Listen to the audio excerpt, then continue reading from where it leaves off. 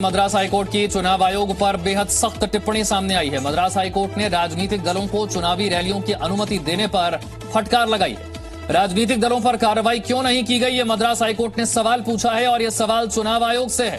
Corona के बढ़ते case और दूसरी लहर के लिए सिर्फ चुनाव आयोग जिम्मेदार, ये मद्रास हाईकोर्ट की बेहद सख्त टिप्पणी है। चुनाव आयोग के कोरोना काल में रैलियों पर मद्रास हाईकोर्ट ने यह बेहद सख्त टिप्पणी की है। कोरोना के बावजूद अभियान में कोरोना नियमों की उल्लंघन कैसे हुआ, मद्रास हाईकोर्ट ने चुनाव आयोग को चेतावनी दी है। कोरोना नियमों के पालन के लिए स्पष्ट दिशा निर्देशों के अभाव में 2 मई को वोटों की गिनती रोक दी जाए। ये बहुत बड़ी टिप्पणी मद्रास हाईकोर्ट की तरफ से है। कोरोना नियमों के पालन के लिए स्पष्ट दिशा निर्देश के अभाव में 2 मई को वोटों की गिनती रोक दी जाए, ये मद्रास हाईकोर्ट कह रहा है। फटकार लगा रहा है चुनाव आयोग को कि जब कोरोना संक्रमण इतनी तेजी से फैल रहा था, उस वक्त भी राजनीतिक दलों को चुनावी रैलियां करने के लिए कैसे इजाजत दी गई। ईसी के अधिकारियों पर हत्या का मुकदमा दर्ज होना चाहिए, यह मद्रास हाईकोर्ट कह रहा है कि हत्या का मुकदमा चुनाव आयोग के अधिकारियों पर दर्ज होना चाहिए। कोरोना नियमों पर स्पष्ट दिशा निर्देश बनाए जाने चाहिए। मद्रास हाईकोर्ट की ओर से यह बहुत सख्त और बहुत बड़ी टिप्पणी है। दिशा निर्देश साफ होने चाहिए। मेरे 2 सहयोगी मेरे साथ है। सबसे पहले रवि त्रिपाठी और सिद्धार्थ दोनों मेरे साथ जुड़ रहे हैं। सिद्धार्थ, मद्रास हाईकोर्ट की तरफ से क्या कहा गया है, जरा विस्तार से बताइए।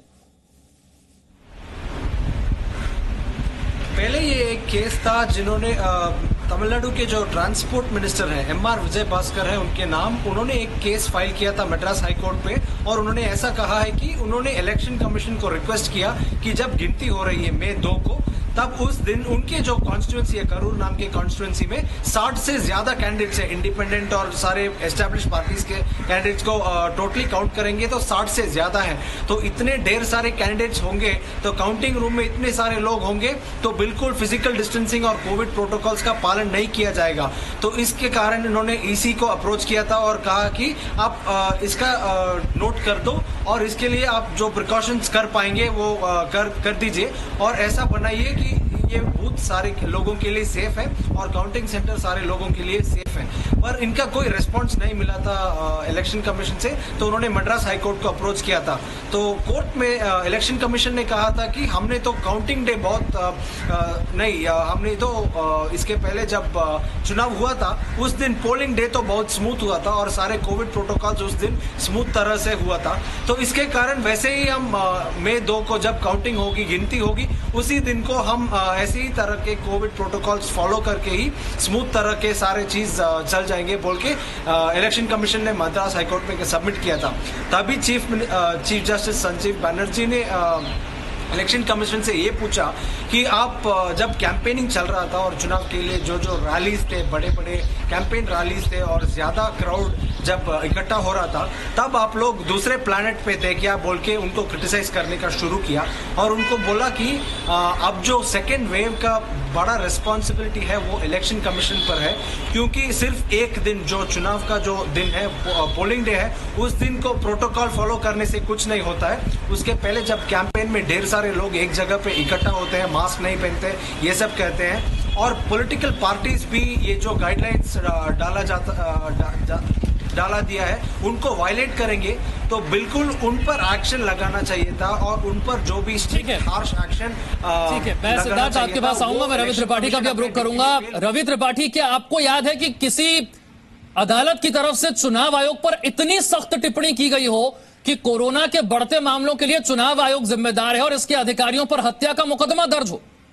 क्या आपको याद पड़ता है कि इतनी सख्त टिप्पणी अदालत की ओर से चुनाव आयोग के लिए कभी की गई हो? बिल्कुल, आम तौर पर चुनाव आयोग के कार्य में कोई हस्तक्षेप नहीं करता है और मुझे आज तक ध्यान नहीं है कि सुप्रीम कोर्ट ने भी कभी उनको इस तरह का हस्तक्षेप किया है। बहुत कम ऐसे मामले होते हैं जिसमें उनको सलाह दी जाती है कि इस तरह से करना चाहिए, लेकिन इस तरह का निर्देश देना और ये गुस्सा, देखिए आप जान रहे हैं कि जो स्थिति है देश की या दुनिया की, ये नॉर्मल सिचुएशन नहीं है, ये एबनॉर्मल सिचुएशन है और इसमें लोगों को डर है, आपको, हमको, सबको इस बात का डर है कि भाई कैसे अपनी जान बचाई जाए। और ये चुनाव आयोग को क्यों नहीं दिख रहा है, ये बात लाजमी है, क्योंकि मैं बंगाल में हूँ और बंगाल में जिस तरह से सारे नियमों की धज्जियां दोनों पार्टियां उड़ा रही थी। ममता बनर्जी भी उस चीज की धज्जियां उड़ा रही थी और बीजेपी की तरफ से भी धज्जियां उड़ाई जा रही थी। न रैलियों में किसी दिशा निर्देश का पालन हो रहा था, न रोड शो में किसी दिशा निर्देश का पालन हो रहा था, क्योंकि रोड शो में आप जानते हैं कि जिस तरह से लोग चलते हैं नेताओं के गाड़ियों के आगे पीछे, क्या कोई सोशल डिस्टेंसिंग हो सकता है? कोई मास्क पहने नहीं रहता है, ना कोई और तमाम लोग आप जान रहे हैं कि जिस तरह से मैं कलकत्ता में हूं, कलकत्ता में हर दूसरा व्यक्ति टेस्ट जिसका कराया जा रहा है पॉजिटिव पाया जा रहा है। बावजूद इसके अभी भी चुनाव की उसी तरह से तैयारियां चल रही है और वोटिंग के दिन भी जिस तरह से लाइन लगा के जो लाइन होती है, कोई सोशल डिस्टेंसिंग नहीं होती है। कुछ कहने के लिए गिने चुने बूथ पर आप राउंड्स लगा देते हैं और लोगों को दूर खड़ा कर देते हैं, लेकिन आमतौर पे जो बूथ देखा जाता है उसमें लंबी लाइन होती है और सब एक दूसरे से सटे होते हैं। ज्यादातर लोग मास्क पहने होते हैं, क्योंकि उनको डर होता है कि मास्क नहीं पहने होंगे तो वहाँ जो सिक्योरिटी के लोग हैं चाहे अंदर वोट नहीं डालने देंगे, लेकिन सिर्फ वो सिंबॉलिक होता है। तो कहीं ना कहीं इस पूरे चुनाव में इस बात की धज्जियां उड़ी है और कोर्ट का जो कहीं जो बयान कोर्ट ने जो कहा, हस्तक्षेप दिया है, जब कोर्ट ने इनको फटकार लगाई है, आम आदमी से आप पूछेंगे तो आम आदमी को ये जायज लगेगा जो थोड़ी सी भी समझ रखता है, क्योंकि जितना गुस्सा है। और यही नहीं, आप सबसे बड़ी चीज है कि आप उत्तर प्रदेश में पंचायत का चुनाव हो रहा है, यहाँ अगर आप कह सकते हैं कि संवैधानिक संकट खड़ा हो सकता है विधानसभा चुनाव को लेकर, चाहे वो तमिलनाडु में हो, चाहे बंगाल में हो, चाहे केरल में हो, चाहे असम में हो, लेकिन उत्तर प्रदेश के पंचायत चुनाव को लेकर क्या संवैधानिक संकट खड़ा हो सकता है? आप देखिए वहां पंचायत चुनाव अभी भी चल रहा है, लाखों लोग उसकी वजह से कोरोना के चपेट में आ रहे हैं। तो ये हैरानी की बात है कि न चुनाव आयोग दखल दे रहा है, न पॉलिटिकल पार्टी, उनको सिर्फ और सिर्फ चुनाव जीतने से मतलब है, वोट से मतलब है, उनको जनता की जान का कोई परवाह नहीं है। और ये कोर्ट का गुस्सा कहिए चाहे कोर्ट का अपना ऑब्जर्वेशन है कि दिख रहा है समाज में जिस तरह से लोग। आपने भी कई बार नेताओं से सवाल पूछा, आपने कई बार नेताओं से सवाल पूछा कि क्यों सोशल डिस्टेंसिंग नजर नहीं आती है, क्यों भीड़ लगाई जा रही है। एक ही जवाब हर नेता की तरफ से था कि चुनाव कराना चुनाव आयोग का काम है, चुनाव आयोग को गाइडलाइन जारी करनी है, अगर चुनाव आयोग मना कर देगा तो हम प्रचार नहीं करेंगे। तो जाहिर सी बात है कि जिम्मेदारी चुनाव आयोग की थी। बिल्कुल बिल्कुल, देखिए देश में चुनाव कराना चुनाव आयोग की जिम्मेवारी है और इस बात को लेकर भी सवाल हुआ था कि आपको याद हो कि ममता बनर्जी ने कहा था कि जो लास्ट के 3 फेज के चुनाव है, 6ठा, 7वां और 8वें फेज के चुनाव को क्लब कर दिया जाए। इस बात को लेकर हालांकि ऑल पार्टी मीटिंग भी बुलाई गई, बाकी पार्टियों के लोगों ने इसमें कोई राय नहीं दी, चाहे वो बीजेपी के हो चाहे तमाम लोगों के हो। इस बात को लेकर भी हुआ कि क्या चुनाव आयोग इस मामले पर फैसला ले सकता है, नहीं ले सकता है, क्योंकि आज तक के इतिहास में ऐसा नहीं हुआ है।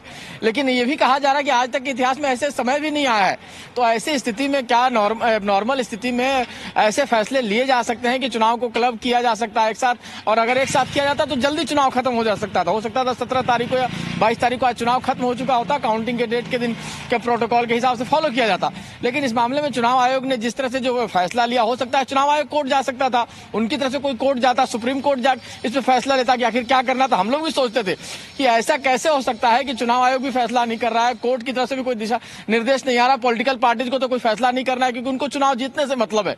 लेकिन जो बड़ी संस्थाएं हैं जो इनको देखने के लिए, मॉनिटर करने के लिए हैं, चाहे वो चुनाव आयोग हो जो चुनाव आयोग कराने के लिए जिम्मेदार मानी जाती है, चाहे सुप्रीम कोर्ट हो जो देखती है कि इस तरह की स्थिति में इंटरवीन करती है, तो खैर कीजिए कि मद्रास के हाई कोर्ट ने इंटरवीन किया, सुप्रीम कोर्ट का इंटरवेंशन होना चाहिए था और इस मामले में दखल देकर जो स्थिति है उस पर इंटरवेंशन होना चाहिए। और इसलिए मद्रास हाई कोर्ट को कहना पड़ा है कि नागरिक जीवित बचेंगे तभी तो अपने मताधिकार का इस्तेमाल कर पाएंगे। कोरोना की दूसरी लहर के लिए चुनाव आयोग जिम्मेदार है। यह मद्रास हाई कोर्ट की इतनी बड़ी और सख्त टिप्पणी चुनाव आयोग को लेकर की गई है। बहुत बहुत शुक्रिया रवि आपका, सिद्धार्थ आपका इस जानकारी के लिए। Presenting B News app available on Google Play and App Store. Download it now.